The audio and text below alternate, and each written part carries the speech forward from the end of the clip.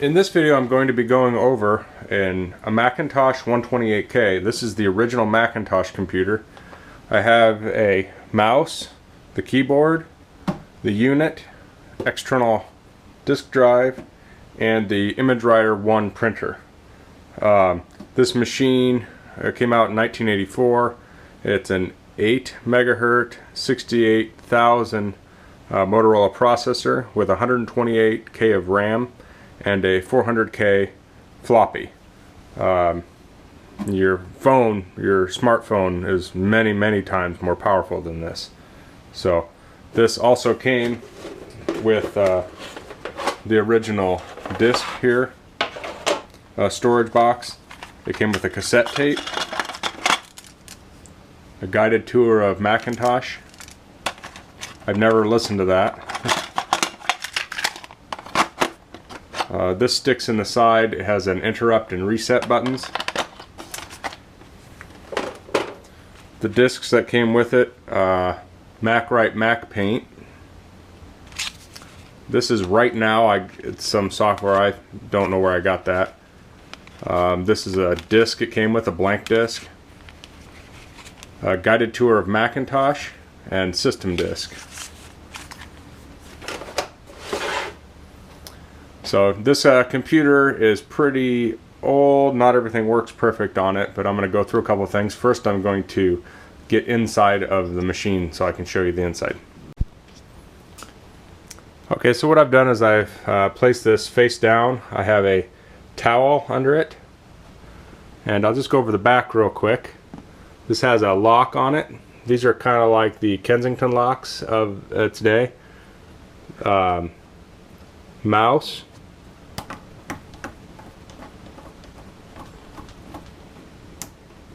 This is a lot different from USB today, where you just unplug it. It's a dual line connector. I forget the name of those. This is the floppy disk drive. This did not have SCSI on it. SCSI came in around Mac Plus, I think.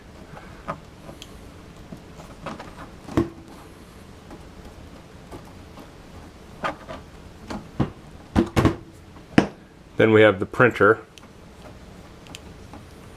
And printer is a serial port. This ImageWriter is a serial printer as opposed to parallel.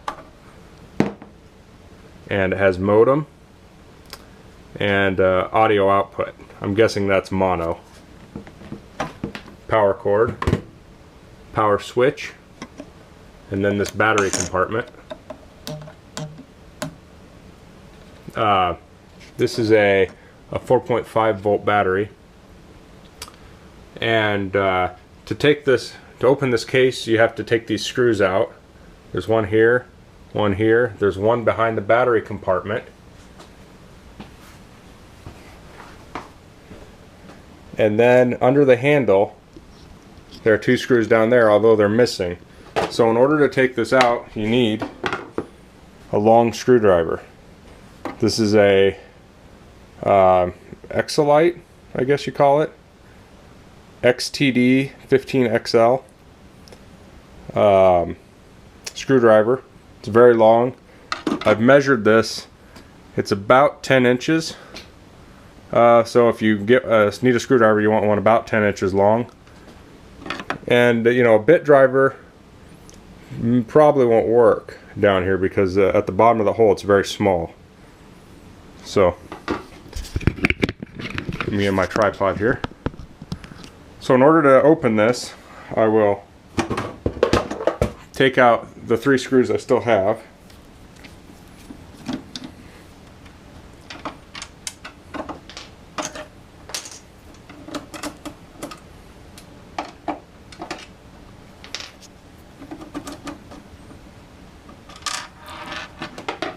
And then there are supposedly devices you can use to remove these cases. What I typically do is I take my hands and box the side while lifting up,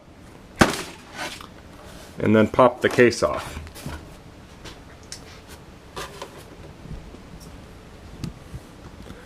This case is kind of famous, if I can try and get in here, because it has signatures of the people who worked on it on the back.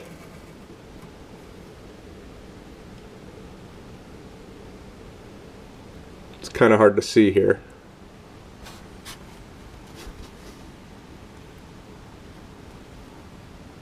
Here's Jeff Raskin down here. Andy Hertzfeld.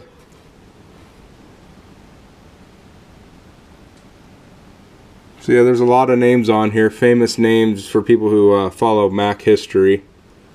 Steve Jobs is around here somewhere. So that's the back case.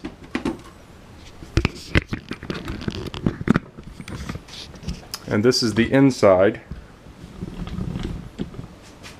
This has a cathode tube in it, so you don't want to touch this while it's been energized recently. I hadn't run this for a couple years. When I first started up, it didn't start actually. I took the case off and I had removed the battery, and I think that's what reset it, and then it worked after that. So here we have the motherboard is actually back here, and then this is the floppy drive. I'm not quite sure how to get that out easily. I think you actually take the motherboard out. There's the back side.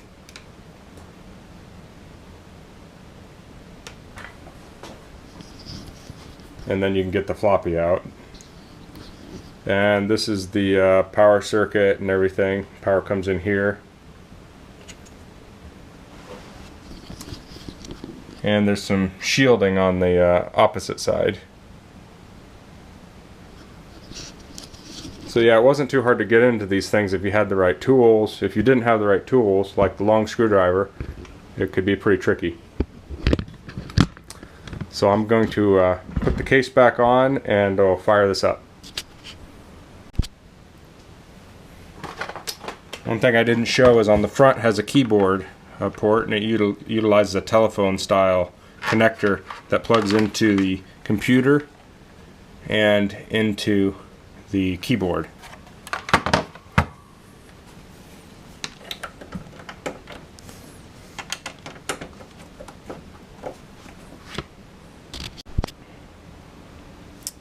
The first thing I'll do is I'll stick in the MacWrite MacPaint disc. This is kind of broken, so I actually have to stick a paper clip in here and push the disc in and let go, and then it will seat. And I'll turn it on.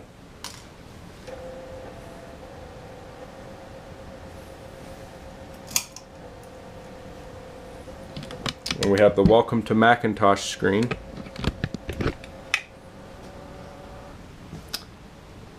And we have the guided tour of MacPaint and MacWrite. Introduce me to MacPaint, more of MacPaint, what can I do with MacPaint, and the same for MacWrite.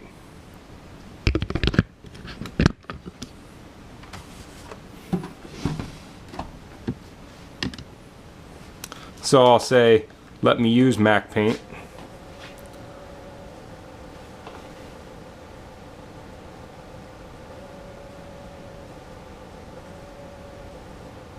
This is kind of slow, but I've actually used older computers that were slower.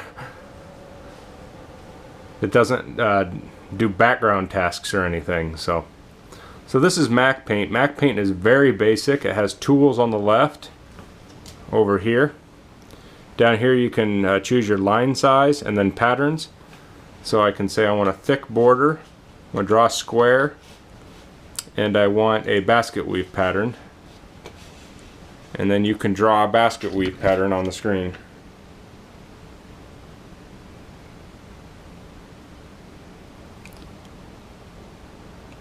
So it had quite a few patterns. You could edit these patterns. I'll go through the menu options here.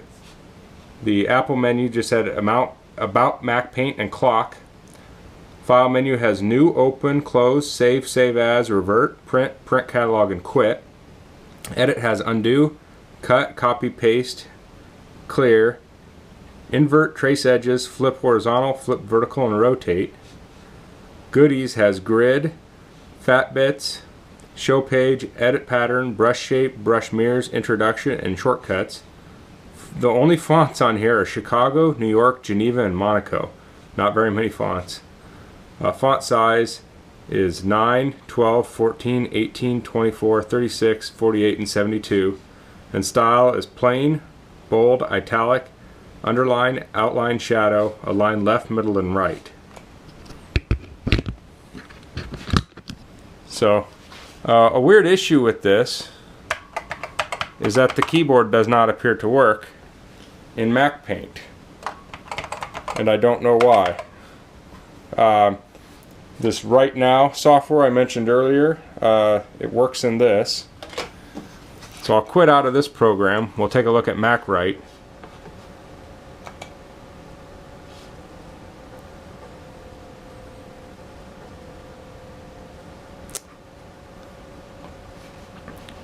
Let me use MacWrite.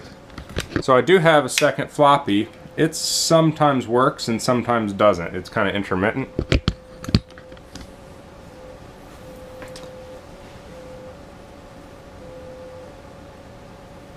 Back in 1984, you would have wanted a second floppy to speed things up, but I imagine they were very expensive. And this computer alone, I think, was around $2,500 back then. So here's MacWrite. The keyboard does not work in here. It has a lot of the same menu options, files the same, edits similar. It has clipboard, search, find, change. Format, insert ruler, hide ruler, show header, show footer, set page number, insert page break, and title page. Same for fonts, same styles. So these are MacWrite and MacPaint.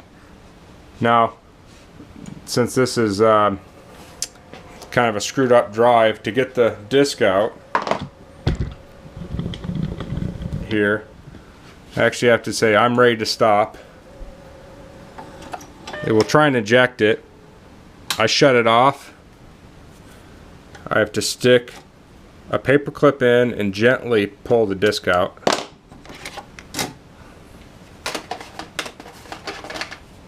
We'll take a look at this. Disk had some games and things on it.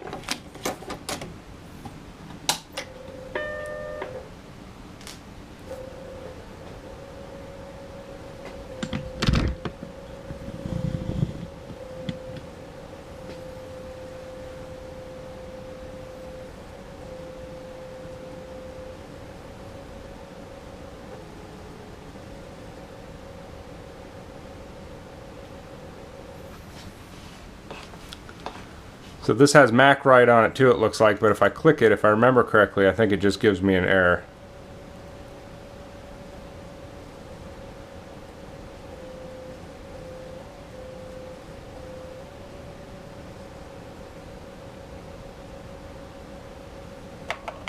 No, it does seem to come up, and this MacWrite actually works. So I don't know why MacWrite's not working. So I'll close that. That was interesting. I just typed some text and hit centered, and it actually had to get on the floppy disk. I don't know if it needed to do that to center it or what. So quit out of here.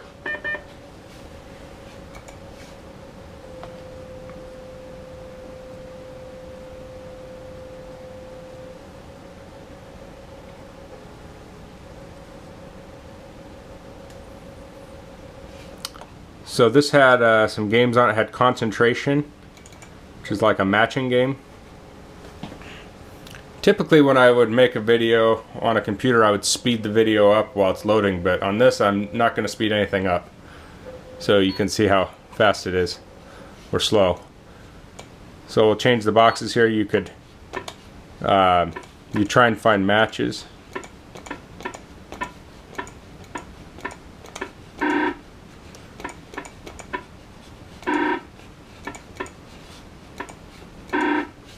And then when you found all the matches, you would win the game. This was not very exciting as far as gaming went. It was a black and white screen. Back in 1984, you could get Commodore machine that was color and had cartridges and games in it. Here's SciMac. This is a version of the Simon game. See, there's no color on here, so it's kind of boring.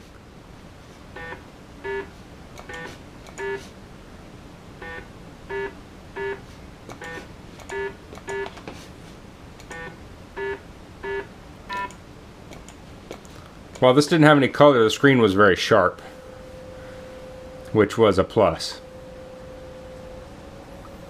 The screen resolution on this is 512 by 342, so it's about a quarter of the size of a 1024 by 768, although it's a little smaller than that. Then we have missiles.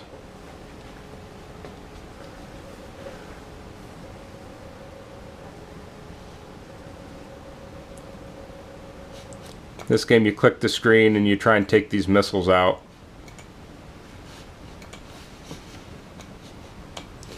So there were some games on here.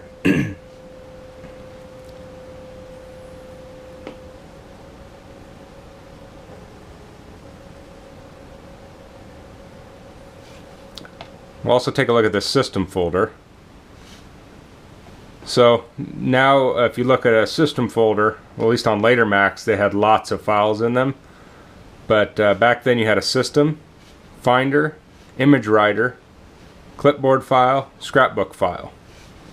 So there was very little in it. There were no extensions or anything in here. So now I'll go back in the day. They had special shutdown. That was with the Macs for a long time. You go to the special menu and shut down. I guess we can look here at some other screens. We have About the Finder. Choose Printer. So this is the chooser, and it has the ImageWriter, and you can hook it up to the modem or the printer port.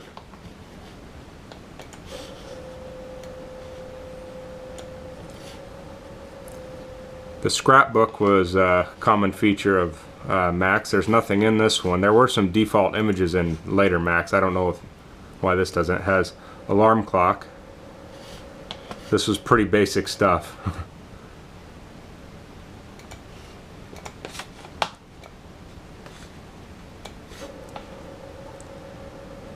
Keycaps.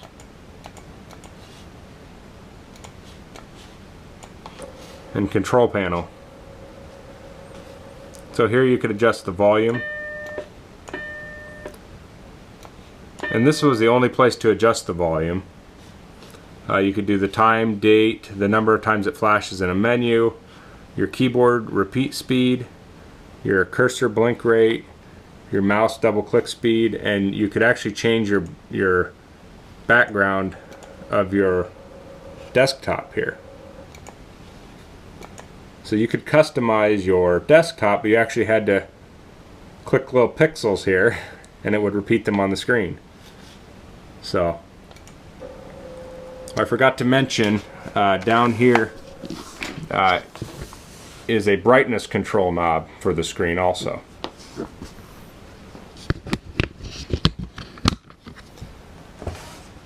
So to shut down, I'd go to shutdown.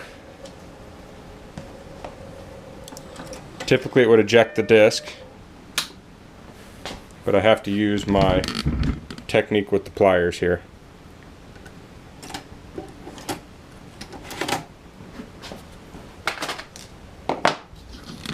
I want to take a look at the printer for a second here. It has an on button. It has a select, line feed, form feed. This plastic would come up and this whole piece would come off. I'm going to shut this off. You could take the back off, and this would work with tractor feed paper, so you would load that in here, and you could adjust the width of this if you needed. With another accessory, you could use form feed paper, which is like copier paper. You'd flip this switch, well actually you'd flip it forward, And if I remember correctly, there was an attachment you put on here so you could sheet feed paper in here.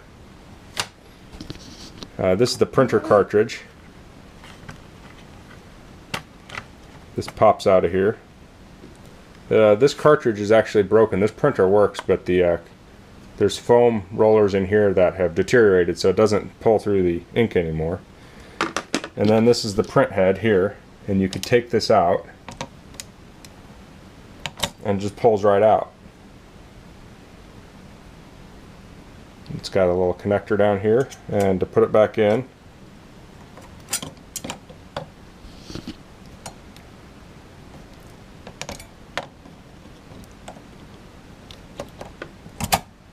it plugs in, and then you lock it like that, and the cartridge goes back on.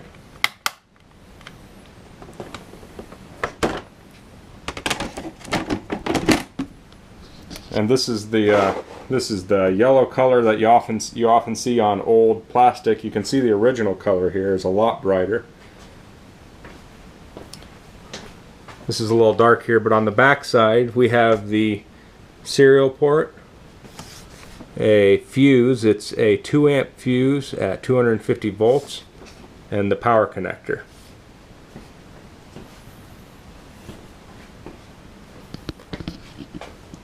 So this is the Macintosh 128K system, the original Mac. I just wanted to do an overview of it, and if you have any questions, please leave them in the comments. If you like this channel, please subscribe to my channel, and if you have anything else, let me know. Thanks. Bye.